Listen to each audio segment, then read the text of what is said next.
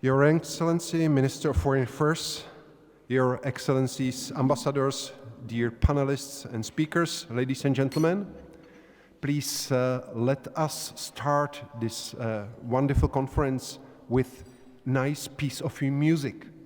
I'm very happy we have here Renan Cohen, the Turkish Jewish Sephardic pianist from Istanbul, and I would like to invite her to introduce her first piece.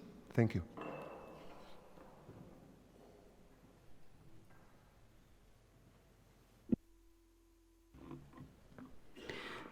Dear Excellencies, dear guests, I would like to play first a Turkish composer, Ali Darmar, who was born in 1946, still living, and I would like to play first prelude of his 6 preludes, named Snow.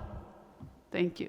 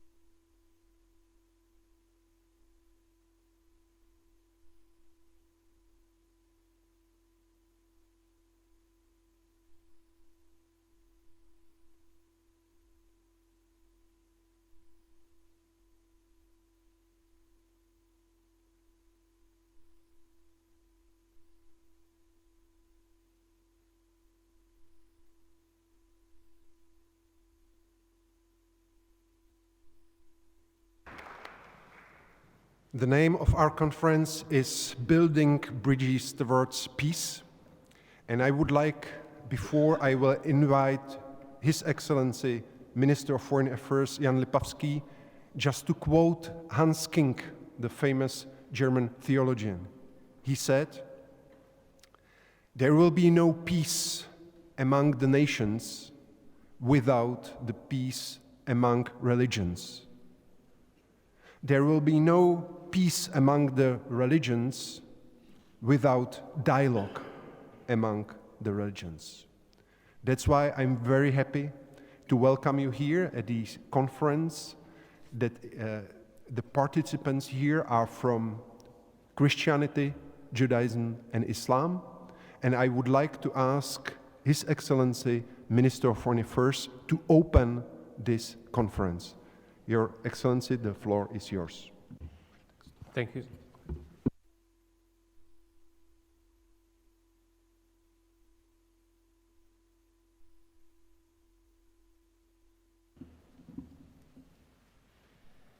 Thank you very much. First of all, ladies and gentlemen, let me warmly welcome you here in the Černin Palace, in a beautiful building. And let me also welcome you here in Prague, in a city which used to be a real melting pot of various ethnical, cultural, and religious communities. And it is so now. This heritage is also one of the reasons lying behind the architectural beauty of Prague and creating this famous mystical nature of it. And if you look down on city center, on historical center, you will see river Vltava in the middle of it. And of course, there is a reason why city was built in this location.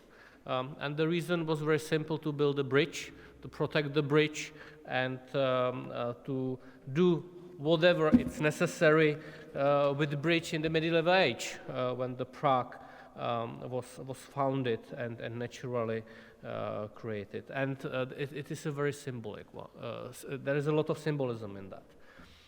The bridge is crossing the river, and it enables encounters, communication, exchange of goods and services. And this brings me closer to what this conference and this gathering is about. It is a certain metaphor for what diplomats, politicians, and religious leaders should do to build bridges toward peace, mutual understanding, and cooperation. Maybe we should look more for similarities than differences, because in the end, what Christianity, Judaism, and Islam have in common are their roots. The faith, that is why they are called Abrahamic religions.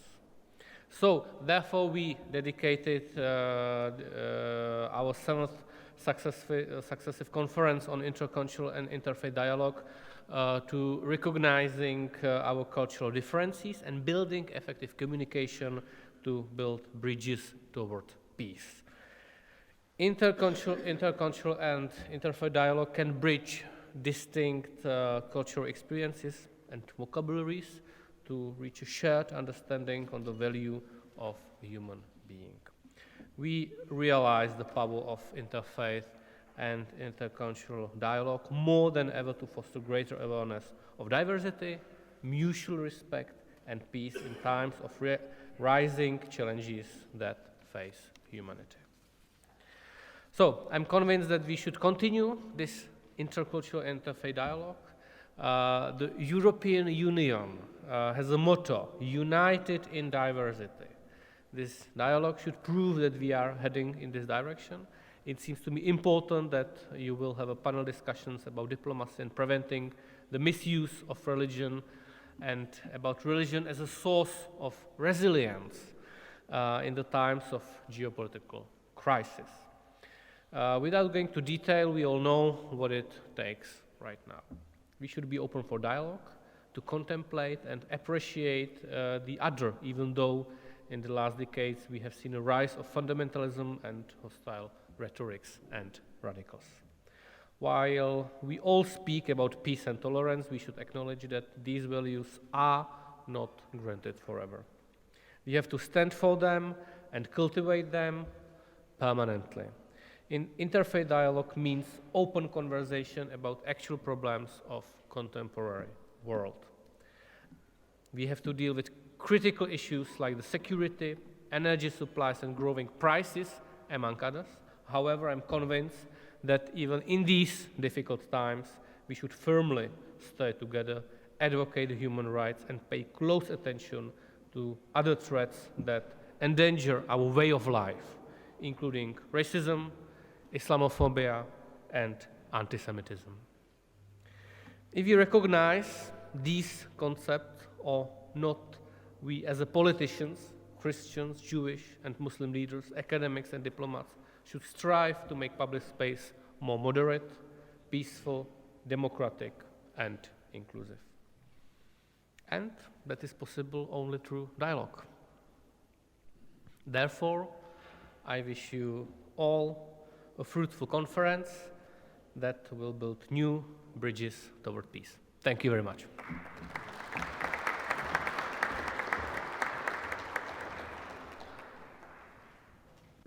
Thank you very much to His Excellency, Minister of Foreign Affairs Jan Lipavský, the host. Thanks to him, we are here and we are very thankful.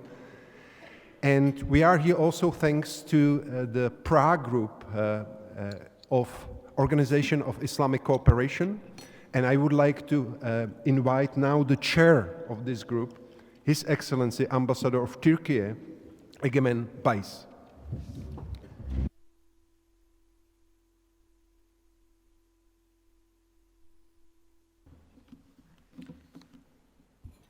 His Excellency Minister Lipavský, distinguished guests, ladies and gentlemen.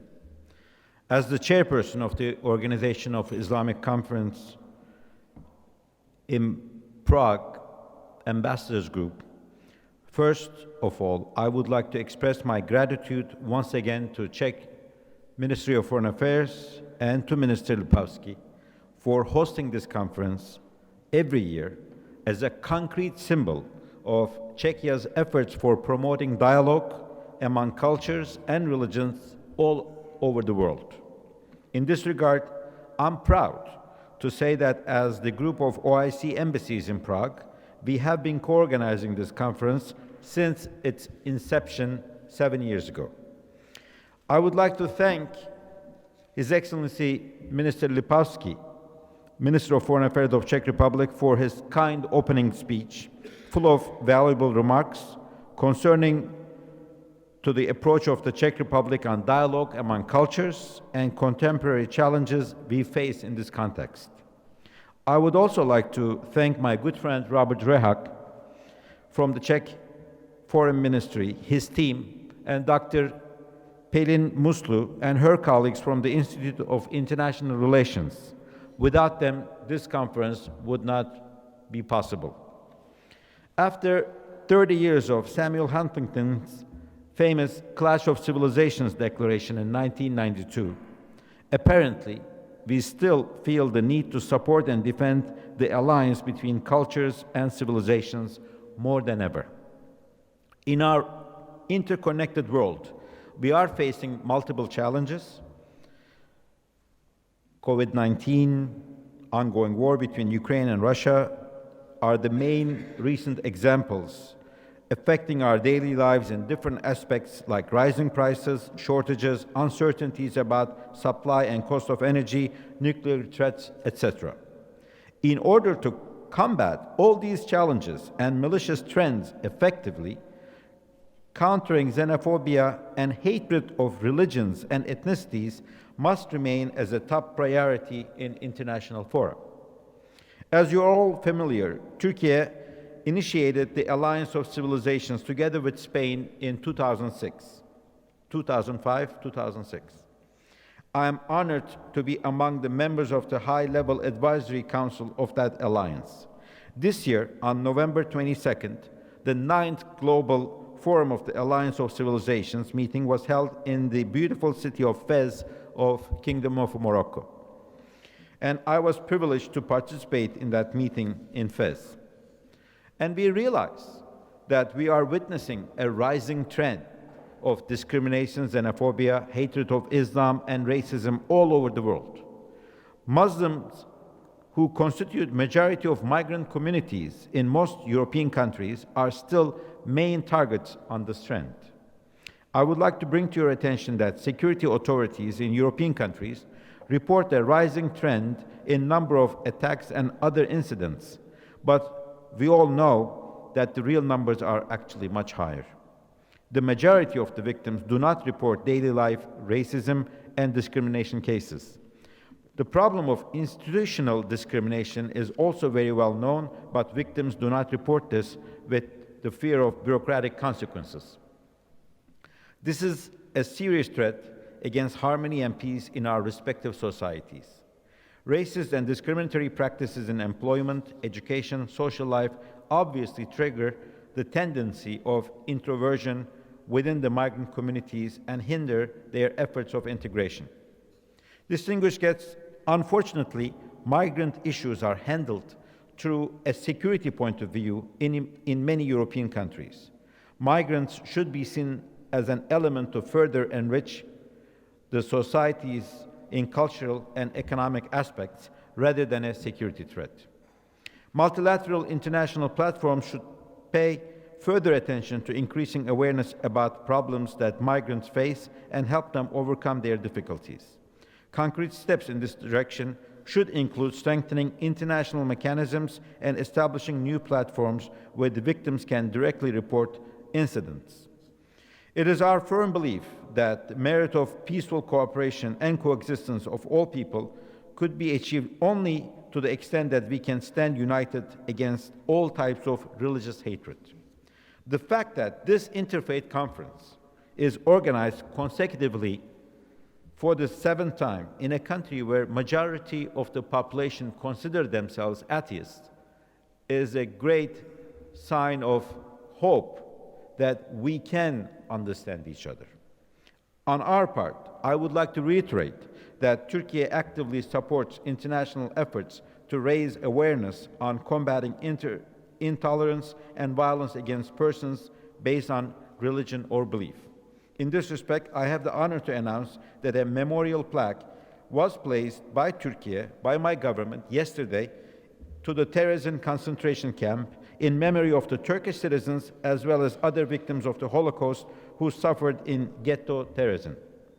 I would like to thank Ms. Renan Cohen, a distinguished Turkish Jewish pianist who also honored us by participating in our program in ghetto terrorism yesterday and here today at the opening of our conference. Ladies and gentlemen, media, religious leaders, and politicians have an important role in guiding societies in a responsible manner. They have a special responsibility to promote peaceful coexistence. So the policymakers and media should refrain from statements and attitudes that would complicate dialogue. Availing myself on this opportunity, I would like to bring to the kind attention of the Czech authorities that Muslim people living in the Czech Republic expect the support of relevant authorities for a Muslim cemetery in Prague. Currently, the only burial place available for Muslims is in Brno, which is 3 hours away. The problem of discrimination, xenophobia, and hatred, racism, can no longer be ignored, and it is our common responsibility to fight against it. That is why I really value this conference very much, and I thank Minister Lipavsky, my friend Robert, for organizing it. I believe that the valuable views and analysis of the panelists and our discussions on these matters will contribute not only to the success of our conference today, but will also help understand each other. As Turkish poet and humanist Yunus Emre said 700 years ago, "Come, let us all be friends once. Let us make life easy on us. Let us be lovers and loved ones. The earth shall be left to no one." Thank you for listening to me.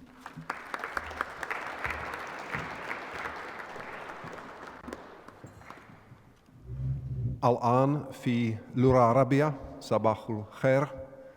If you don't speak Arabic, I would recommend you to use those devices, because now I would like to invite Mohamed Abdelsalam, the Secretary General of the Muslim Council of Elders and co-president of Religions for Peace from United Arab Emirates.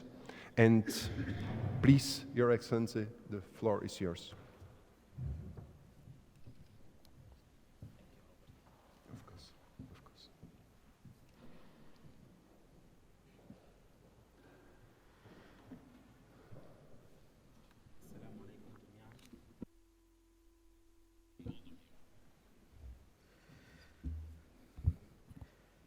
بسم الله الرحمن الرحيم. أبدأ كلمتي بإبداء مشاعر الامتنان للجهات المنظمة لهذا المؤتمر المهم، المؤتمر السابع بين الثقافات، للحوار بين الثقافات والأديان تحت شعار بناء الجسور نحو السلام. والشكر ليس على الدعوة الكريمة فقط لألقي هذه الكلمة، ولكن لاختيار موضوع مهم للغاية نلمس أهميته جميعا في قضايا العلاقات الدولية الراهنة وتأثيره على الأوضاع الإنسانية عبر العالم، الحوار بين الثقافات والأديان.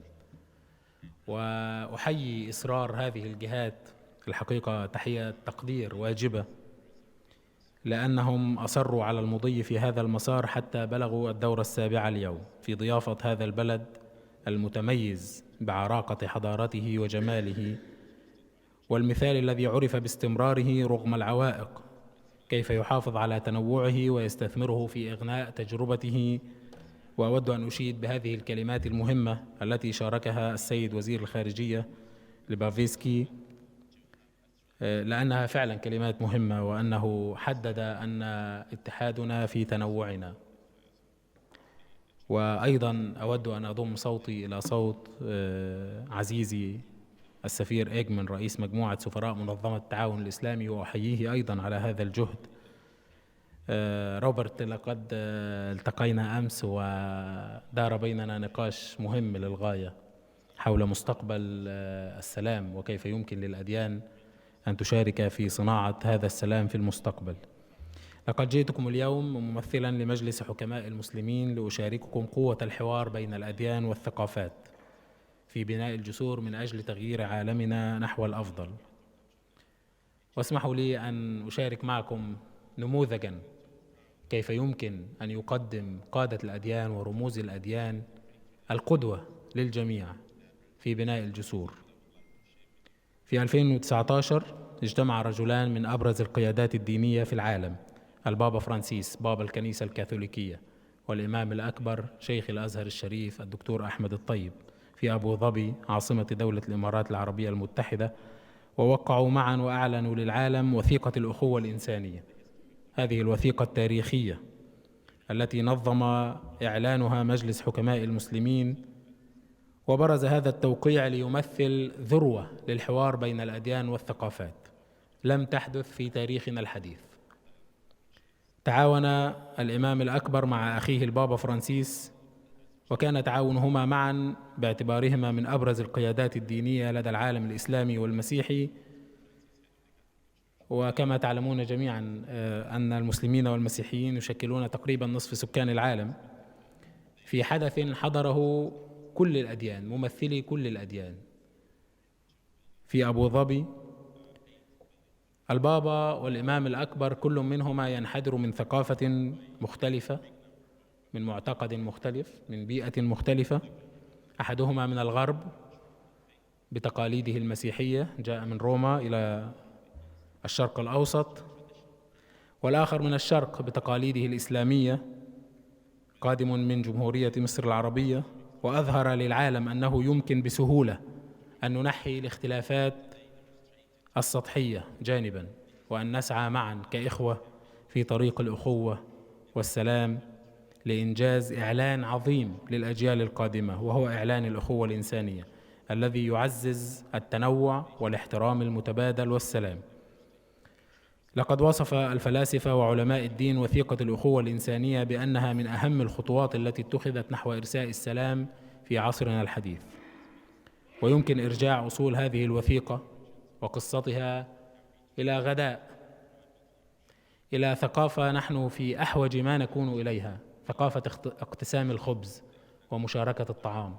جلس البابا والإمام على مائدة الطعام في يوم من الأيام، وهي أول مرة يجتمع فيها الرمز الإسلامي مع الرمز المسيحي الأكبر على مائدة الطعام في بيت القديسة مارتا في الفاتيكان. وفي بداية اللقاء اقتسما معا كسرة خبز وأكلاها معا، وجلسا يتبادلان الحوار والحديث حول آلام العالم المعاصر، حول اللاجئين والمشردين والفقراء والضعفاء وضحايا الحروب والنساء المحرومين من حقوقهم في أماكن كثيرة من حول العالم، والأطفال المشردين من التعليم.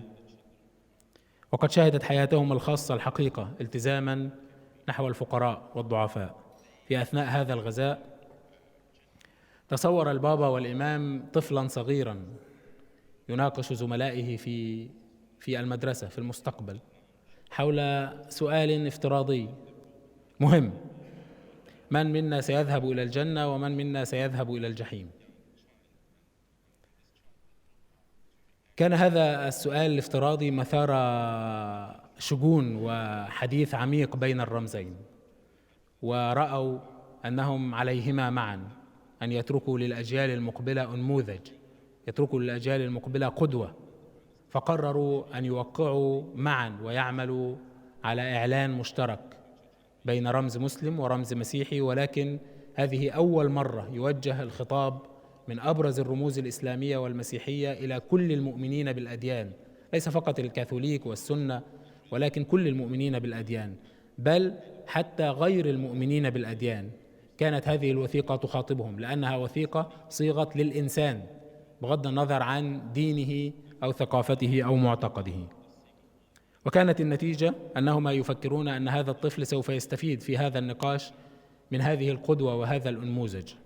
فكما أن الأرض تسعنا جميعا، إن شاء الله الجنة تسع الصالحين جميعا. لقد اتفق الرمزان على مسار مشترك من أجل الإنسان، ليس فقط من أجل الإسلام والمسيحية. عقب هذه اللحظة المهمة برزت إرادة مشتركة لتوجيه الأجيال القادمة ليسلكوا طريق التعايش السلمي، وبزغ مشروع الأخوة الإنسانية الذي حول مجرد الأقوال على الورق إلى أفعال حقيقية ومبادرات مهمة، كما تحدثنا معا أمس يا صديقي الحاخام الأكبر.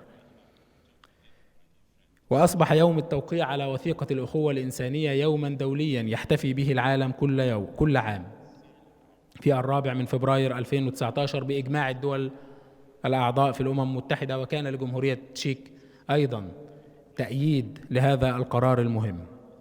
الطلاب حول العالم يا سيدي يتعرفون على قيم الأخوة الإنسانية. يدرس وثيقة الأخوة الإنسانية أكثر من 2 مليون طالب في جمهورية مصر العربية بالأزهر الشريف، في الإمارات العربية المتحدة في المدارس والجامعات، في لبنان وإيطاليا والولايات المتحدة الأمريكية وغيرها من الدول حول العالم. بل تبنت جمهورية تيمور الشرقية هذه الوثيقة إعلانا وطنيا رسميا في أول يوم لانتخاب رئيسها.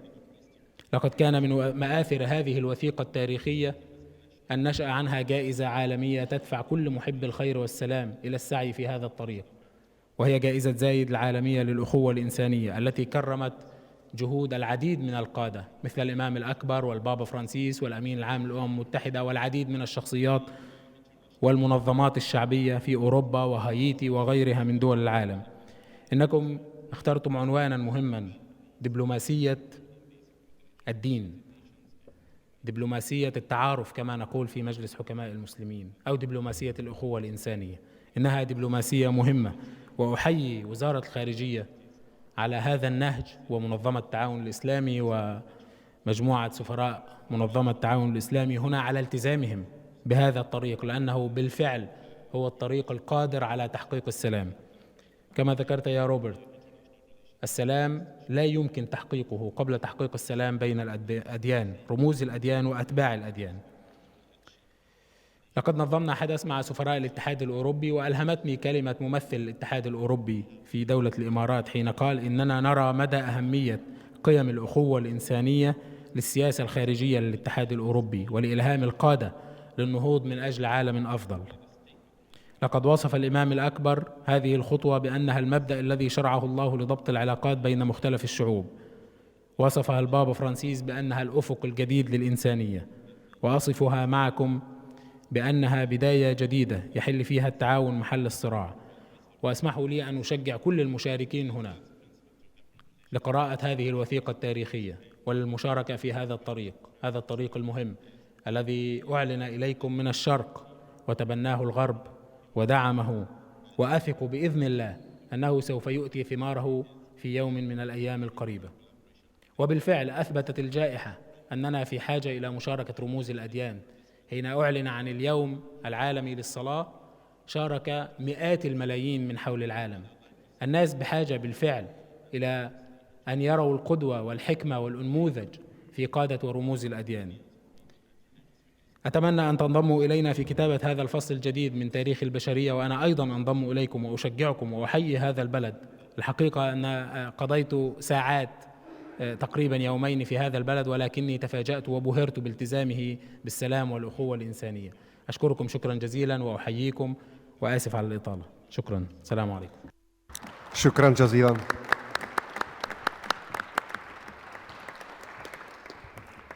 I'm very happy and honored that we could have the whole speech in Arabic. This is not so common here at the Ministry of Foreign Affairs, and I would like that we speak all the languages, including Hebrew. We have here Rabbi Karol Sidon. Boker Tov, Dobré ráno. Now, please let me introduce the last speaker of this introduction, and I would like to invite Jakub Eberle, the Research Director of the Institute of the International Relations, Prague. Thank you. Dear Minister Lipavský, Your Excellencies, ladies and gentlemen, colleagues and friends. It is with great privilege and pleasure that I can welcome you here also on behalf of the Institute of International Relations. Also welcoming you here in the city of Prague, which under this rather unexpected few centimeters of snow looks a little bit like a fairy tale, but still being perhaps a little bit in the center of a world that is everything but a fairy tale, or at least feels as such of recent. And it is with this in mind that we are organizing this already 7th Intercultural and Interfaith Dialogue with a title that has already been mentioned a couple times, Building Bridges Towards Peace. And first of all, I would like to thank also on my and the Institute's behalf to all of those who made it possible. The Ministry of Foreign Affairs, of course, and the Minister personally, the Prague Group of Ambassadors of the Organization of Islamic Cooperation, and the Anna Lindh Foundation. We are infinitely proud to be part of this venture, and I would also like to thank some of my colleagues that have made this possible, especially Pelin Musil and Ivana Piroháčová and her team, because without you, we wouldn't be able to put together such a distinguished event. It is the 7th year, but this year is perhaps particularly important given the rising influence of religion worldwide. Recent social science research shows us that religion has moved more and more to the center of people's lives. Perhaps this has quite a lot to do with the exposure to hard times. We've been through pandemic, we've seen wars, we've seen all other unpleasant things unfortunately happening. And religion can serve as a source of hope, stability, solace, and resilience to people.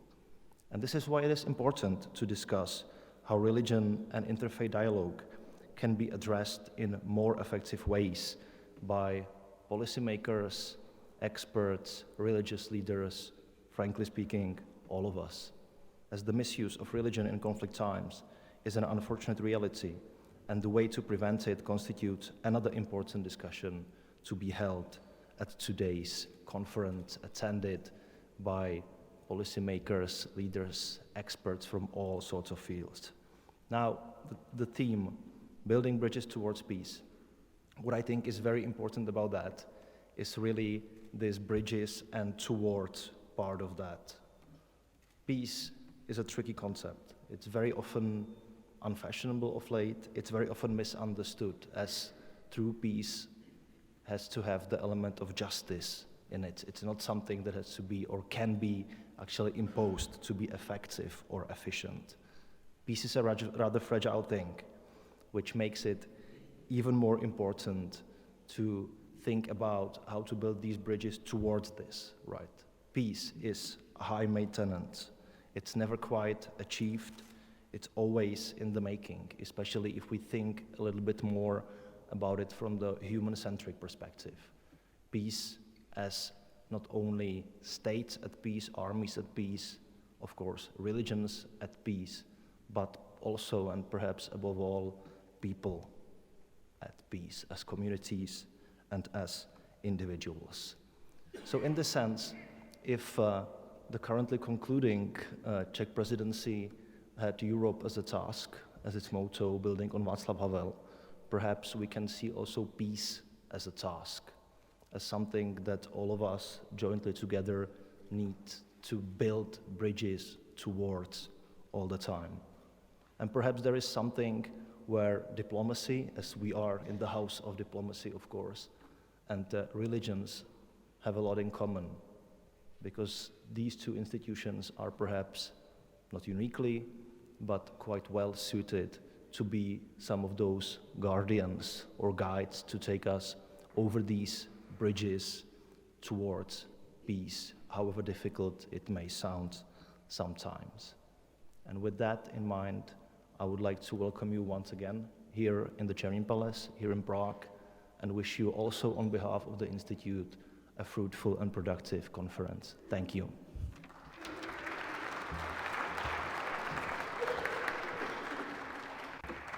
Thank you very much.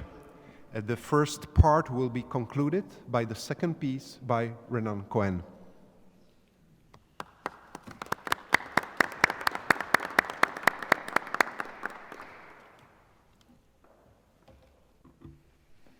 This time I would like to play a Sephardic song named Pasharo der Mozura, meaning bird of beauty.